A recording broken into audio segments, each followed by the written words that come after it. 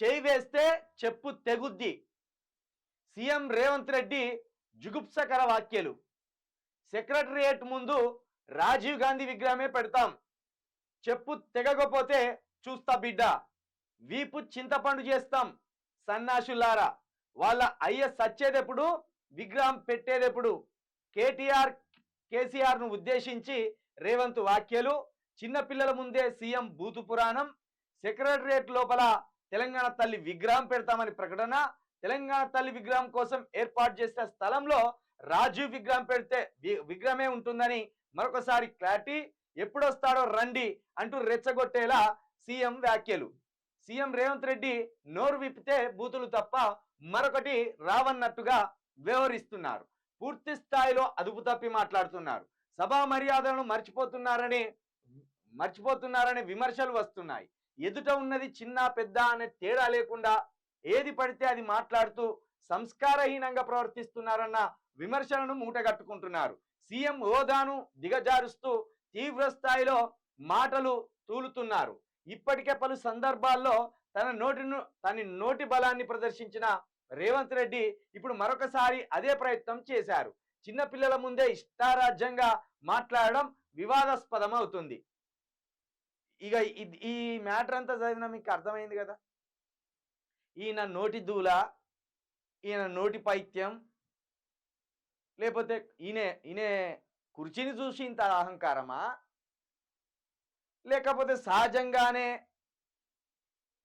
చెప్పిండుగా మేము పటేళ్ళం, మా పటేళ్ళ ఇంటి ముందరికి వెళ్ళి ఎవరు నడుచుకుంటూ పోయినా చెప్పులు కూడా వేసుకోవద్దు అనే అహంకారం మాటలు మాట్లాడింది కదా. ఆ పటేల్ గిరితోటి ఇంత అహంకారం అయినాక అనేది తెలియదు. కానీ నువ్వు ఎవరితోటి గోక్కుంటున్నావు తెలుసా రేవంత్ రెడ్డి గారు? నువ్వు కేటీఆర్ తోటో కేసీఆర్ తోటి గోక్కోవడం కాదు, తెలంగాణ ప్రజల సెంటిమెంట్ తోటి గోక్కుంటున్నావు. నువ్వు ముఖ్యమంత్రిగా రాజీవ్ గాంధీ విగ్రహం నీ ఇంటి ముందర పెట్టుకుంటావా, నీ మంత్రుల ఇంటి ముందర పెట్టుకుంటావా, లేకపోతే ఇంకెక్కడన్నా మీరు కొనుక్కున్న ప్రైవేట్ జాగాలలో పెట్టుకుంటారా? మీ ఇష్టం. కానీ తెలంగాణ సచివాలయం అనేది అది తెలంగాణ ప్రజలకు సంబంధించిన ఆస్తి. తెలంగాణ సచివాలయం ముందట నీ గులాంగిరిని, నీ చెంచాగిరిని ప్రదర్శించడానికి నీ ఢిల్లీ నేత విగ్రహం పెడితే ఎవ్వర ముఖం ఏమంటాడు? చెప్పు తెగుద్దాట. ఏది? రాజీవ్ గాంధీ విగ్రహాన్ని అడ్డుకుంటే చెప్పు తెగుతాడట. సరే, రాజీవ్ గాంధీ విగ్రహాన్ని నువ్వు పెడుతుంటే ఎవరి మీద చెప్పులు తెగుతాయో నువ్వే స్వయంగా చూస్తావు. నువ్వు పంతానికి పోతున్నావు కదా. నువ్వేమంటున్నావు? విగ్రహం పెడతా అంటే ఎవడన్నా అడ్డుకుంటే చెప్తాడు కొడతా అంటాను. మరి విగ్రహం పెడితే ఎవరిని ప్రజలు చెప్తాడు కొడతారో కూడా నీకే అర్థమవుతుంది ముందు ముందు. రాజీవ్ గాంధీ విగ్రహమే పెడతాం సచివాలయం ముందు అంటాను. అసలు ఎందుకు పెడతావు? రాజీవ్ గాంధీకి తెలంగాణకు సంబంధం ఏంది?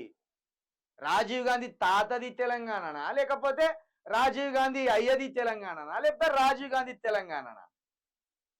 ఏం మాట్లాడుతున్నావు నువ్వు? నీ కాంగ్రెస్ పార్టీ నాయకుడు రాజీవ్ గాంధీ, ఆయన విగ్రహం పెట్టడం ఏంది ఇక్కడ? నీ గాంధీ భవన్ లోపల పెట్టుకో, లేదా నీ గాంధీ భవన్ ముందు పెట్టుకో. ప్రతి డిస్టిక్లో నీకు కాంగ్రెస్ పార్టీ ఆఫీసులు ఉన్నాయి కదా, ఆ పార్టీ ఆఫీసులో ముందు పెట్టుకో.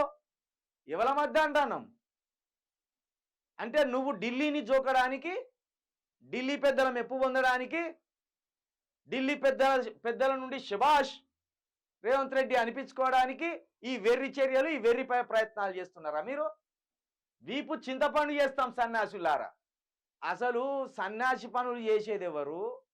ఈ సన్యాసి పనులు చేస్తే ఎవరి వీపు చింతపండు అవుతుంది అనేది కూడా తెలంగాణ ప్రజలకు తెలుస్తారు. ఇదిగా ఎవరి సన్యాసి పనులు, ఎవరి వీపు చింతపండు అవుతుంది, ఎవరెవరు పిచ్చి ప్రయత్నాలు చేస్తున్నారు తెలంగాణ ప్రజలు చూస్తారు. వాళ్ళు అయ్యే సచ్చేది ఎప్పుడు, విగ్రహం పెట్టేది ఎప్పుడు?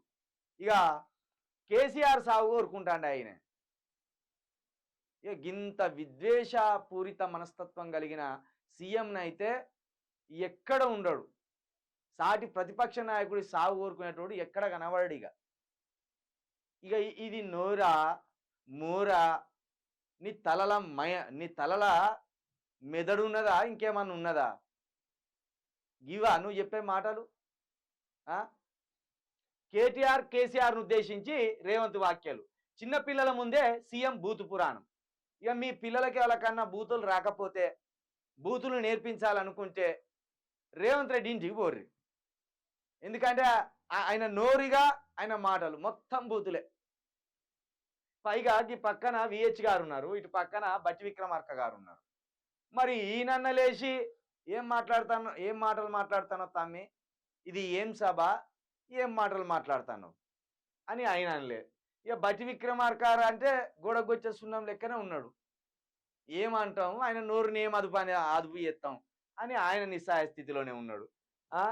ఇట్లా ఇంకేమంటాడు నిన్న ఈ దొర రేవంత్ రెడ్డి దొర ఇంకేమంటాడు,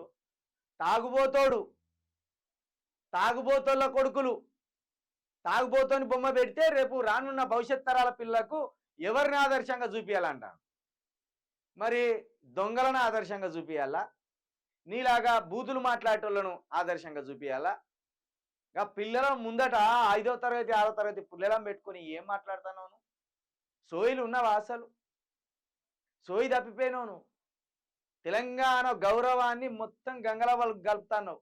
తెలంగాణ బ్రాండ్ అనేది నీ వల్ల పోయింది. తెలంగాణ తల్లి విగ్రహం కోసం ఏర్పాటు చేసిన స్థలంలో రాజీవ్ విగ్రహమే ఉంటుందని మరోసారి క్లారిటీగా చూడు. ఎంత తొండేశం, ఎంత రండయేశం, ఎంత దగుల్బాజీ పనులంటే అది అంతకుముందు రాజీవ్ గాంధీ కోసం ఏర్పాటు చేసిన స్థలం కాదు. ముందే తెలంగాణ తల్లి విగ్రహం పెడతామని పరిశీలించిన స్థలం. తెలంగాణ తల్లి విగ్రహం పెడతామన్న స్థలంలో ఎవరో ఢిల్లీ నేత విగ్రహం పెడతారా? ఇంకా పైగా సెక్రటరియట్ లోపల నేను తెలంగాణ తల్లి విగ్రహాన్ని పెడతా, బయట మాత్రం మా నాయకుడి విగ్రహాన్ని పెడతా. ఎందుకంటే బయట మా నాయకుడి విగ్రహాన్ని పెడితే వచ్చిపోయేటోళ్ళు మా నాయకుడి విగ్రహం చూసి ఆ కాంగ్రెస్ నేత అని మా పార్టీ ఇంకా ప్రజలల్లా బలంగా ఉండాలి అనే ఒక ఆలోచన. ఇప్పుడు అక్కడ విగ్రహం పెడితే ఏం చేస్తాడు? సోనియా గాంధీని పిలుస్తాడు, రాహుల్ గాంధీని పిలుస్తాడు, ప్రియాంక గాంధీని పిలుస్తారు. ఇక వాళ్ళు ఏం చూస్తారు, అబ్బా మనకు సరైన బంటు దొరికిండు రా భయ్, మనకు మంచి బంటు దొరికిండు, మంచి జీతగాడు దొరికిండు, ఎటు చూసినా మన విగ్రహాలే పెడతాడు, తెలంగాణను గాలి కిడిచిపెట్టిండు. కానీ మన వైభోగాలను, మన రాజ్యంలో మన రాజుల కథలను, మన నాయనను, మన నాయనమ్మను, మన తాతల విగ్రహాలు మొత్తం పెట్టుకుంటూ వస్తాను. ఇటువంటి బంటు కదా మనకు కావాల్సింది అనేది వాళ్ళు సంతోషపడతారు. అందుకోసం కాంగ్రెస్ పార్టీని ఎంత జోకితే రేవంత్ రెడ్డి సీటు అంత పదిలంగా ఉంటుంది. కాంగ్రెస్ పార్టీని జోకకపోతే రేవంత్ రెడ్డి రేపు తెల్లార వరకు ఇంట్లో కూర్చుంటాడు. కాబట్టి ఆయన జోకుతూనే ఉంటాడు. కాంగ్రెస్ను జోకడానికి, కాంగ్రెస్ నాయకులను లేపడానికి తెలంగాణ ప్రజలను ముంచుతాడు. అవసరమైతే తెలంగాణ ప్రజలను చంపుతాడు. అవసరమైతే తెలంగాణ అస్తిత్వాన్ని మొత్తం ఢిల్లీకి తాకట్టు పెడతాడు. అసొంటోడు రేవంత్ రెడ్డి. ఇక అర్థం చేసుకోరు.